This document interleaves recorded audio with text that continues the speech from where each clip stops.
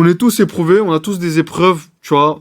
Les petits, ils ont leurs épreuves. Au lycée, on a nos épreuves. À la fac, l'université, les vieux, les mariés, les célibes, tous. Des petites, des grandes épreuves. Il y en a, c'est avec la famille. Ils ont des problèmes avec leur famille. Il y en a, c'est avec son épouse. Il y en a, c'est avec l'argent. Il y en a, c'est la santé. Il y en a, c'est, tu vois, c'est leurs proches, la famille, je l'ai dit. Plein de types d'épreuves les plus inimaginables. Il y en a, c'est un proche qui est décédé. Tu vois, il y en a, c'est, etc., etc. On a tous des choses qui sont pour nous, voilà, des moments difficiles, des épreuves. Mais dites-vous, les frères, voilà, on va commencer par là pour bien mettre, on va dire, les choses au clair. Dites-vous, les frères, les prophètes et les compagnons, comme vous savez, ce sont les meilleurs des hommes. Les meilleurs des hommes et les plus aimés auprès d'Allah. Mais sachez, les frères, que, bizarrement, malgré que c'est les personnes que Allah il aime le plus, c'est ceux à qui Allah il a le plus envoyé, il les a le plus testés. Il les a le plus éprouvés, en fait. Quand tu regardes par exemple la vie juste en portant l'exemple de notre prophète à nous, sallallahu alayhi wa sallam, tu regardes mon frère, toute sa vie, c'est que des épreuves. Déjà il est né, il avait pas son père. À 6 ans, si je dis pas de bêtises, 6 ans, il a perdu sa mère. Après, déjà là, il a pas de père, pas de mère. Déjà, imaginez. Ensuite, les frères, dites-vous, il a vécu un ou 2 ans à côté de son grand-père. Il a perdu son grand-père. Après, personne pour prendre soin de lui. Ses oncles, ils ont essayé de le prendre avec eux. Et au final, c'est son oncle Ebu Talib qui l'a élevé. Et même Ebu Talib, il l'a perdu à un moment donné. Après un certain temps. Et ensuite, son épouse, il l'a perdu quand tu regardes. Quand tu regardes la vie du prophète, des fois, il avait tellement pas à manger qu'on voyait son squelette à travers sa peau. Alayhi salatu wassalam. Tu vois? Il a vécu des moments tellement difficiles, il a vécu des épreuves.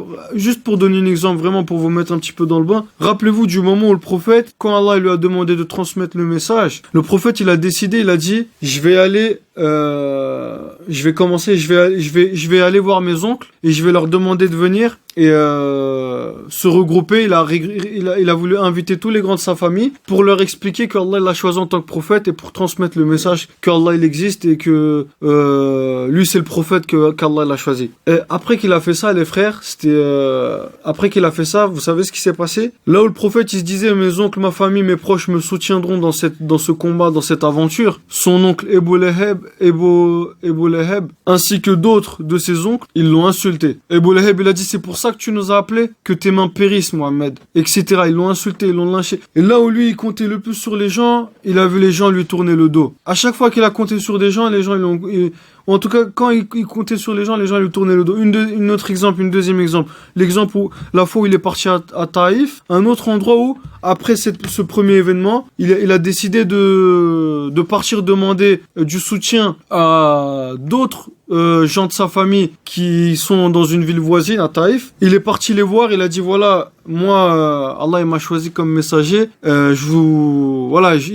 a essayé de leur transmettre le message, et eux, ils lui ont dit quoi? Si toi t'es un prophète, bah, qu'est-ce que t'as à faire à parler avec un gars comme moi? Ou alors, il lui a dit quoi après? Il lui a dit, est-ce que Allah il a pas trouvé quelqu'un d'autre pour prophète que toi, Mohamed, etc. Après, les gens à qui il était parti voir, les gens de sa famille, si je dis pas de bêtises, ils ont dit à tous les petits, tous les gens de la cité, de caillasser le prophète et de le chasser de Taïf. Et le prophète, ils l'ont chassé. Lui, il était avec un de ses amis.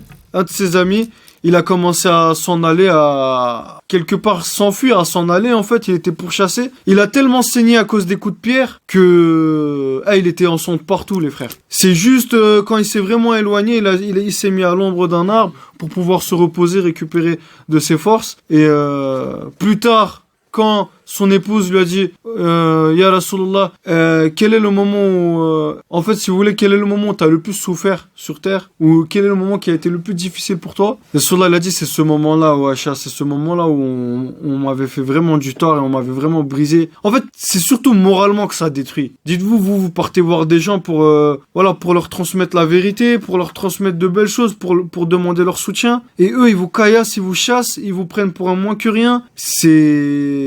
C'est pas imaginable, les frères, c'est un truc de ouf. Et toute la vie du prophète, c'était rempli avec des épreuves. C'est en épreuve sur épreuve, enchaînement d'épreuves. Mais pourtant, ce sont le prophète, c'est la personne qu'Allah aime le plus, les frères. C'est la personne qu'Allah aime le plus.